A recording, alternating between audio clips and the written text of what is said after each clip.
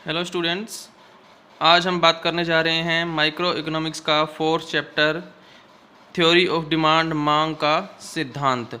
ये चैप्टर जो है बहुत ही इम्पोर्टेंट चैप्टर है। फोर्थ चैप्टर और फिफ्थ जो चैप्टर है, फिफ्थ चैप्टर का नाम है इलास्टिसिटी ऑफ डिमांड, मांग की लॉज। तो फोर्थ चैप्टर जो है और फिफ्थ चैप्टर दोनों का संबंध जो है वो मांग के साथ है, डिमांड के साथ है। और ये दोनों चैप्टर क्या है, बहुत बहुत इम्पोर्टेंट हैं। 101% क्या है, इन चैप्टर में से क्या है क्वेश्चन फाइनल एग्ज़ाम में आता ही आता है। तो ध्यान से क्या है ये चैप्टर जो है आपने करना है। तो जैसा कि सबसे पहले हम बात करते हैं, चैप्टर का नाम है थ्योरी ऑफ डिमांड। तो सबसे पहले हमें पता होना चाहिए कि डिमांड क्या होती है। उसके बाद हम क्या है इससे रिलेटेड जो कॉन्सेप्ट हैं उनके बारे में क्या है ध्यान एक एक करके हम जान पाएंगे। तो सबसे पहले हम बात करते हैं मांग यानी कि डिमांड के बारे में। डिमांड का संबंध जो है वो सिर्फ खरीदने के साथ नहीं है। आम बोलचाल की भाषा में जब हम बात करते हैं तो जब हम मार्केट में कोई प्रोडक्ट है, कोई वस्तु है, वो खरीदने के लिए जब हम जाते हैं तो हम उसको क्या कहते हैं, डिमांड कहते हैं। लेकिन वास्तव में क्या है, वो डिमांड नहीं है। यानी कि हम ये कहें कि मेरी कोई वस्तु को खरीदने की क्या है इच्छा हो रही है, मेरा मन कर रहा है कि मैं उस वस्तु को खरीदूं, ठीक है, और उसके बाद क्या है मैं उस वस्तु को खरीदने के लिए जाता हूं, तो इसको डिमांड नहीं कहेंगे। यानी कि डिमांड के अंदर क्या है बहुत सारे फैक्टर क्या है इन्वॉल्व होना चाहिए। जैसे कि यानी कि अगर हम कहें कि मेरा मन कर रहा है किसी वस्तु को खरीदने का, तो उसको हम क्या कहते हैं, सिर्फ इच्छा कहते हैं।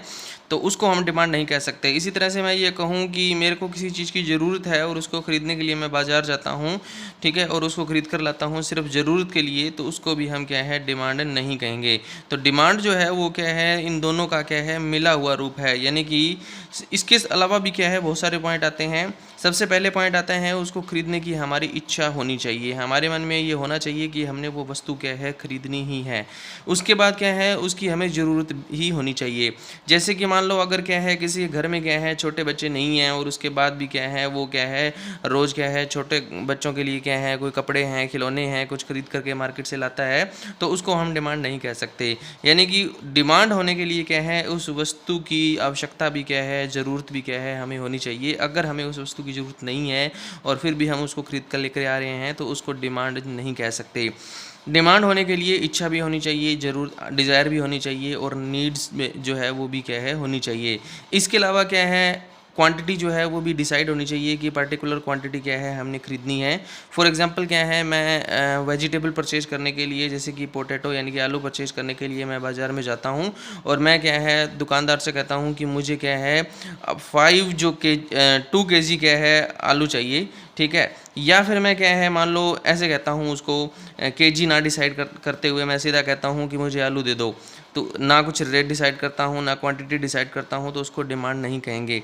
या फिर मैं खरीदने के बाद क्या है उसको पेमेंट करने के लिए पेमेंट करने की जब बारी आती है तो मैं कहता हूँ कि मेरे को नहीं पता कि इसके लिए पेमेंट भी करनी पड़ती है। इस तरह के मतलब क्वेश्चन करता हूँ, तो उसको डिमांड नहीं कह सकते। तो डिमांड होने के लिए हमें इच्छा भी होनी चाहिए, हमारी ज़रूरत जो है वो भी होनी चाहिए।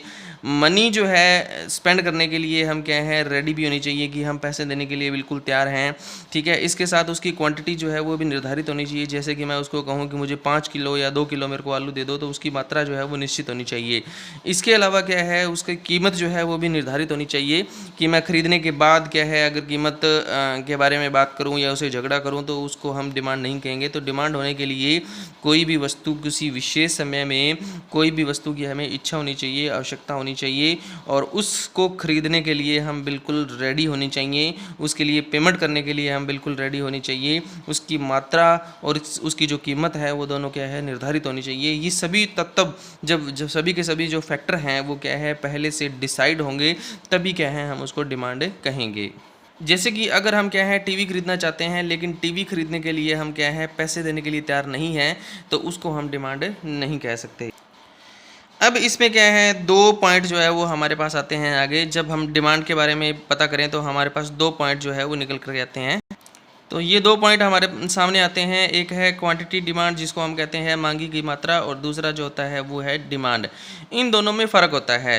फ़र्क क्या होता है, यहाँ पर जो ये वाला पॉइंट है इसके अंदर क्या है जो मात्रा होती है वो निश्चित होती है, लेकिन क्या है इसमें जो मात्रा जो है वो निश्चित नहीं होती। तो इन दोनों के अलग अलग जो मीनिंग है उनके बारे में हम बात करते हैं। तो इसको आप कहोगे कि किसी वस्तु की एक निश्चित मात्रा, देखो वस्तु भी निर्धारित होनी चाहिए सबसे पहले वस्तु निर्धारित होनी चाहिए, उसकी निश्चित मात्रा जो है वो क्या है, निर्धारित होनी चाहिए। मात्रा क्या होनी चाहिए, निश्चित होनी चाहिए। किसी वस्तु की कोई निश्चित मात्रा एक उपभोक्ता जितनी मात्रा मतलब निश्चित मात्रा वो खरीदने के इच्छुक होना चाहिए और योग्य भी होना चाहिए, मतलब उसको तैयार होना चाहिए खरीदने के लिए, योग्य होता है, उसको हम क्या कहते हैं, मांगी गई मात्रा कहते हैं। तो इसको आप कैसे लिखोगे, आप इसको लिखोगे किसी वस्तु की एक निश्चित मात्रा जब क्या है, एक निश्चित कीमत पर, कीमत भी क्या है इसमें क्या होनी चाहिए, निश्चित होनी चाहिए। कीमत क्या होनी चाहिए, निश्चित होनी चाहिए। यानी कि इसको कहेंगे किसी वस्तु की एक निश्चित मात्रा निश्चित कीमत पर क्या है, एक उपभोक्ता खरीदने के लिए इच्छुक तथा योग्य होता है, तो उसको हम क्या कहते हैं, उसको हम कहते हैं मांगी गई मात्रा। और इसको हम कैसे लिखेंगे, इसको हम लिखेंगे किसी वस्तु की, वस्तु इसमें भी है और इसमें भी है, किसी वस्तु की वे मात्राएं, यहाँ पर क्वांटिटी निश्चित नहीं होती। देखो क्वांटिटी डिमांड में और डिमांड में के मीनिंग में क्या है, ये अंतर होता है कि जो क्वांटिटी डिमांड है उसमें क्या है, वस्तु की जो मात्रा होती है वो क्या है, निश्चित होती है, लेकिन क्या है यहाँ पर जो मात्रा है वो निश्चित नहीं होती। बाकी मीनिंग क्या है, सेम रहता है।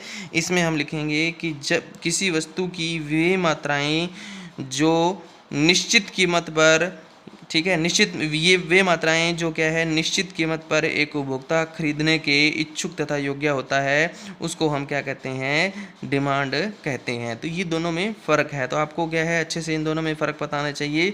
इसमें मात्रा जो है वो डिटरमाइन होती है, निर्धारित होती है, निश्चित होती है, लेकिन क्या है इसमें जो मात्रा जो है वो निश्चित नहीं होती। इसमें क्या है, विभिन्न मात्राएँ भी क्या है, इसको लिखा जा सकता है कि किसी वस्तु की विभिन्न मात्राएँ निश्चित कीमत पर एक उपभोक्ता खरीदने के इच्छुक तथा योग्य होता है। तो यहाँ पर आप इच्छुक भी लेकर के चलोगे और क्या है, योग्य भी लेकर चलोगे, और इसके साथ साथ क्या है, कीमत जो है वो भी क्या होगी, इसके अंदर निश्चित होगी। तो ये आपने क्या है ध्यान में रखना है। तो ये जो है मीनिंग है हमारा मांग का और क्वांटिटी, डिमांड का और डिमांड का, दोनों का।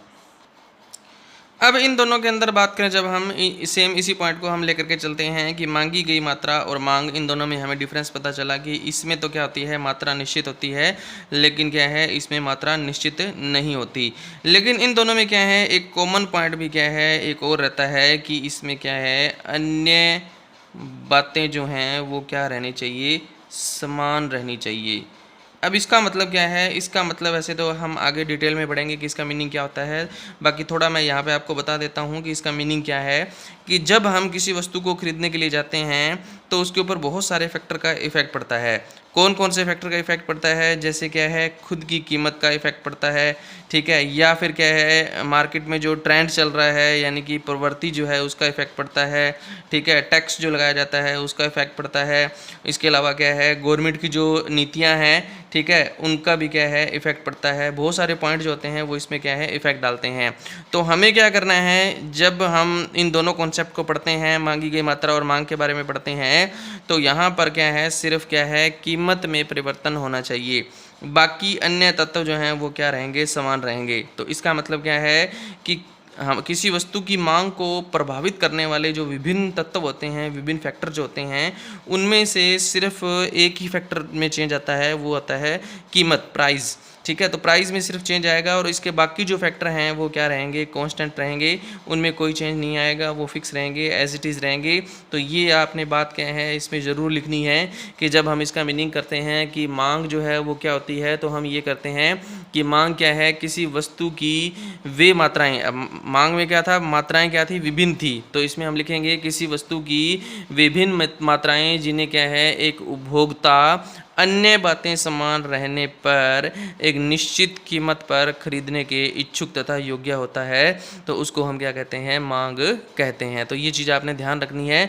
अन्य बातें क्या है, अन्य तत्व, ठीक है, जो मांग के ऊपर प्रभाव डालते हैं वो क्या रहेंगे, कांस्टेंट रहेंगे, समान रहेंगे, उनमें कोई परिवर्तन नहीं आएगा। परिवर्तन किस में आएगा, सिर्फ कीमत में। ऐसा क्यों कर रहे हैं हम, क्योंकि ये क्या है, एक मान्यता है, ठीक है, मान्यता जो है ये होती है कि हमने क्या है बाकी तत्वों को क्या रखना है, बाकी फैक्टर्स को क्या रखना है, कांस्टेंट समान रखना है, उनमें कोई चेंज नहीं करना। अजम्पशन है ये किसकी, जो हमें मान करके चलनी पड़ेगी। तो इकोनॉमिक्स में आपने ध्यान रखना है, बहुत सारी चीज़ें हम क्या है मान करके चलते हैं, अजम्पशंस होती हैं, लेकिन वास्तव में रियल लाइफ में ऐसा नहीं होता कि कोई प्रोडक्ट है उसके ऊपर प्रभाव करने वाले सारे तत्व क्या रहें, कांस्टेंट रहें, समान रहें, सभी में चेंज आता ही आता है। लेकिन यहाँ पर इकोनॉमिक्स के कॉन्सेप्ट में हमें क्या है कुछ चीज़ें क्या है कांस्टेंट रखने के मान करके क्या है चलनी पड़ती हैं। तो मान्यताएं जो हैं उनको क्या है आपने ध्यान में रखना है। अब हमारा इसमें अगला पॉइंट है वो है हमारा मांग अनुसूची यानी कि डिमांड शेड्यूल। तो हम बात करते हैं डिमांड शेड्यूल के बारे में। शेड्यूल क्या होता है, एक टेबल होती है जिसमें हम क्या है दो चीज़ों को दिखाते हैं। अब यहाँ पर हम बात कर रहे हैं डिमांड के शेड्यूल के बारे में, डिमांड की टेबल के बारे में बात कर रहे हैं। तो यहाँ पर क्या रहेंगे, अन्य बातें जो हैं वो समान रहेंगी इसमें भी। तो परिवर्तन किस में आएगा, सिर्फ और सिर्फ किस में आएगा, कीमत में परिवर्तन आएगा। और जब कीमत में परिवर्तन आएगा यानी कि प्राइस में, ठीक है, प्राइस में जब परिवर्तन आएगा तो उसका इफेक्ट जो है वो किसके ऊपर पड़ेगा, मांग के ऊपर क्या है इफेक्ट पड़ेगा, यानी कि डिमांड के ऊपर क्या है उसका प्रभाव जो है वो पड़ेगा।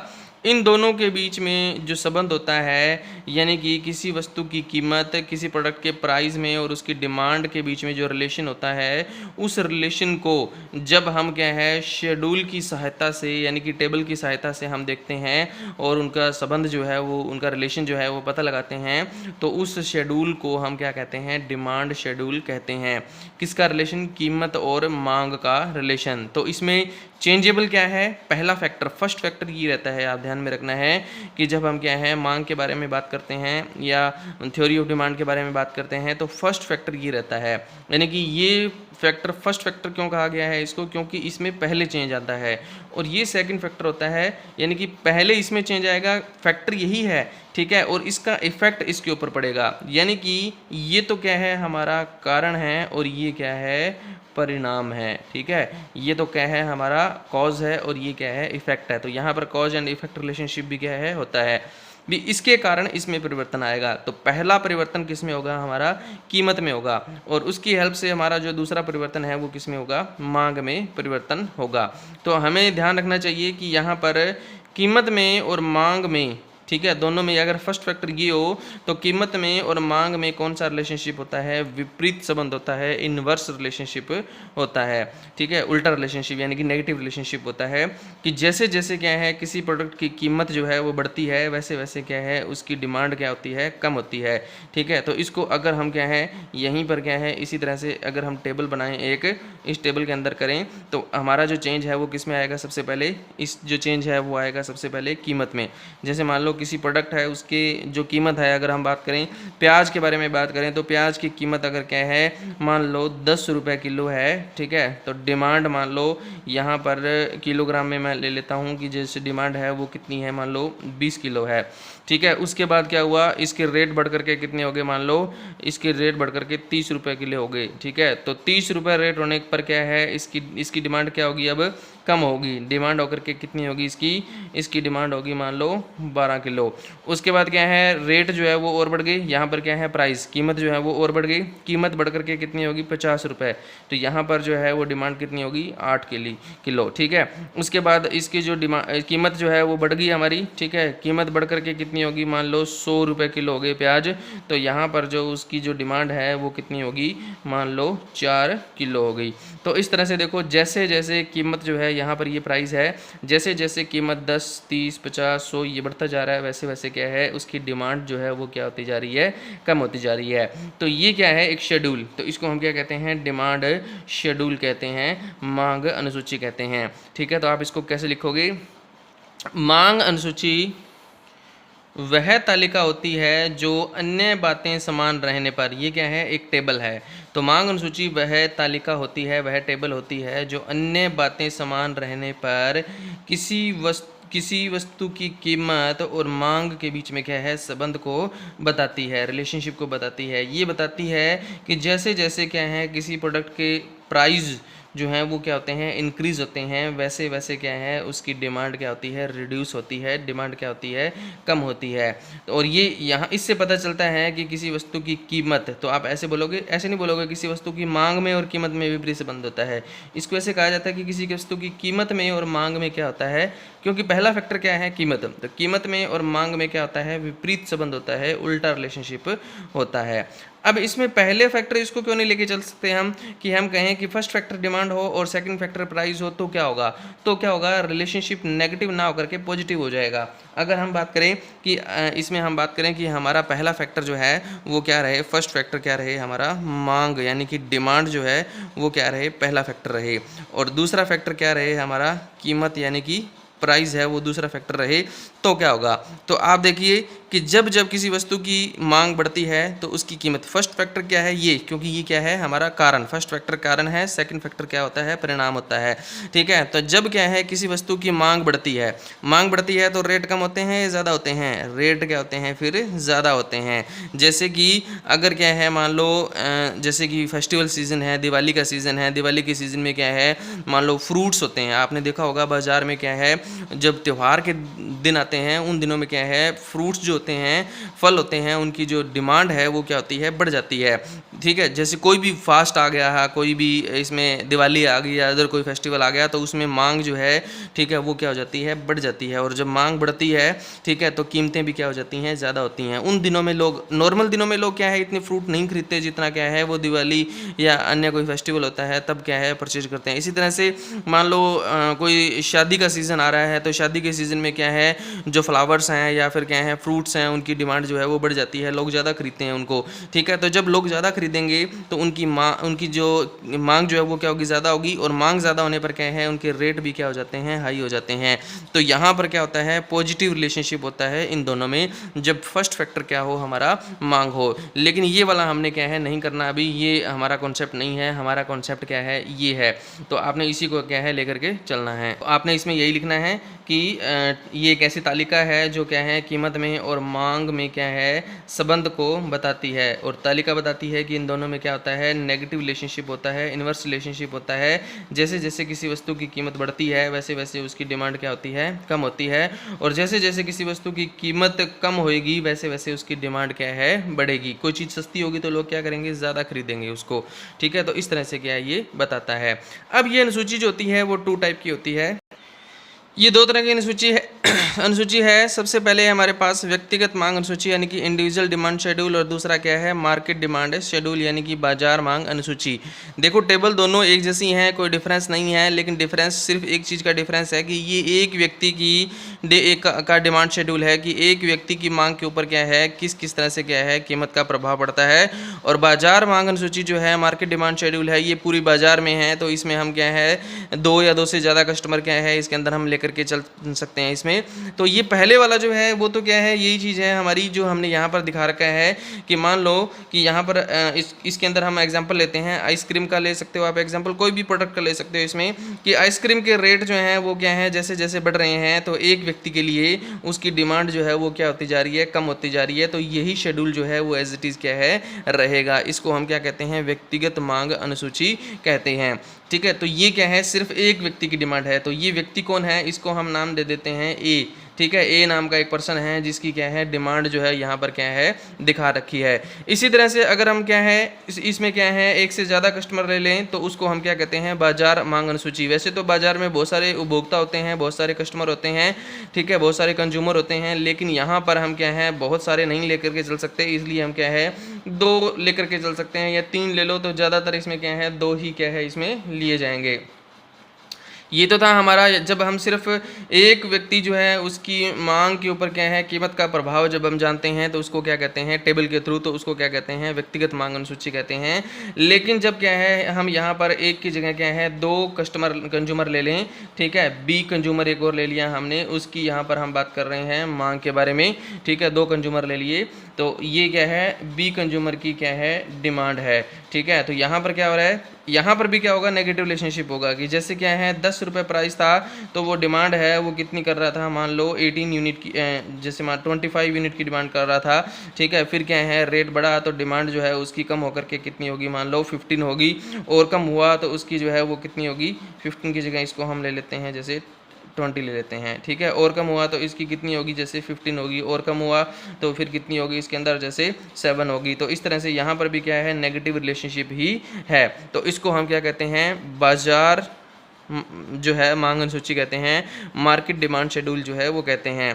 तो ये जो है हमारा क्या हो गया, मार्केट डिमांड शेड्यूल हो गया, जिसमें हम क्या है, दो या दो से ज़्यादा जो उपभोक्ता हैं, दो या दो से ज़्यादा जो कस्टमर हैं, कंज्यूमर हैं, उनको हम जब लेकर चलते हैं तो उसको हम क्या कहते हैं, बाजार मांग अनुसूची कहते हैं। तो आप इसको लिखोगे कि तालिका नंबर, इसको टेबल नंबर दे दो कि टेबल नंबर क्या है इतना, इसमें क्या है, एक प्राइस दे रखा है, एक क्या है, ए जो उपभोक्ता है, ठीक है, उसकी मांग दिखा रखी है, और बी उपभोक्ता की डिमांड दिखा रखी है। पहले कॉलम में क्या दिखाया गया है, पहले कॉलम में प्राइस दिखाया गया है। तो इसमें क्या है, प्राइस जो है हमें दिख रहा है कि लगातार क्या है, बढ़ रहा है, जिसकी वजह से ए और बी दोनों की डिमांड के ऊपर क्या है, प्रभाव पड़ रहा है, इफेक्ट पड़ रहा है। तो जैसे क्या है, हम बात करें कि प्राइस जैसे जैसे बढ़ रहा है तो वैसे वैसे क्या है, सबसे पहले ए जो है, जो व्यक्ति ए है उसकी डिमांड क्या है, कम होती जा रही है। उसके बाद क्या है, बी जो है उसकी डिमांड भी क्या होती है, होती जा रही है, कम होती जा रही है। अब हम दोनों का क्या कर सकते हैं, टोटल कर सकते हैं। तो इसमें हमने क्या है, बाजार मांग जो है वो देखनी है। बाजार मांग कैसे होगा, ए की मांग और बी की मांग दोनों का टोटल करके हम क्या करेंगे, बाजार मांग का जो मार्केट डिमांड है उसका हम पता लगाएंगे।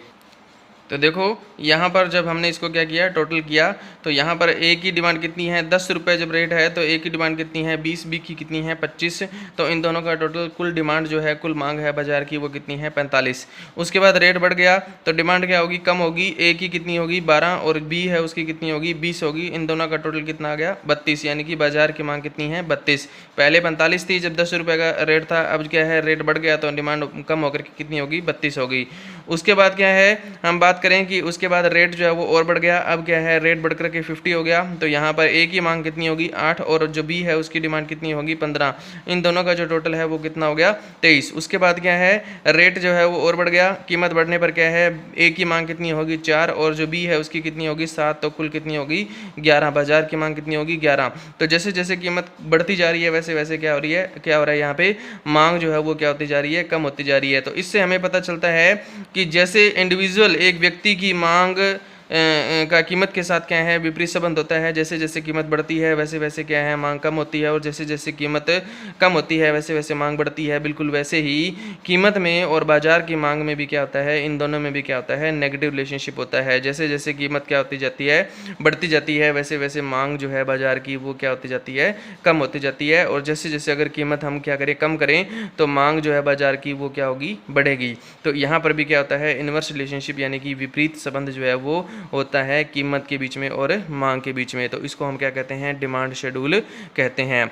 उसके बाद हम बात करेंगे अगला जो हमारा इसी के अंदर पॉइंट होगा, उसमें बात करेंगे डिमांड कर्व के बारे में। तो आज इसको आपने क्या है, टेबल को बनाना है अच्छे से, और इसका मीनिंग जो है वो भी क्या है आपने करना है। और इसमें ये भी देखना है आपने कि बाजार मांग शेड्यूल और व्यक्तिगत इंडिविजुअल जो डिमांड शेड्यूल है, उन दोनों में क्या है, किस तरह का डिफरेंस होता है, ये भी आपने क्या है करना है। तो ओके, थैंक यू।